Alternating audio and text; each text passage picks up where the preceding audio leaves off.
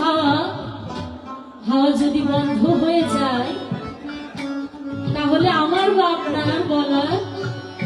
কোনো কিছুই থাকবে না। অতি আপনজন যারা, বাবা মা,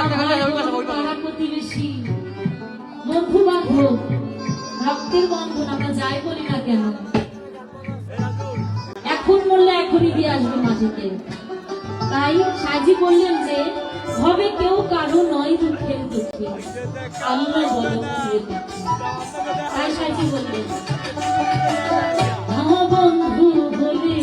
সুরত কিছু বাড়ির বাহির করবেন সবাই,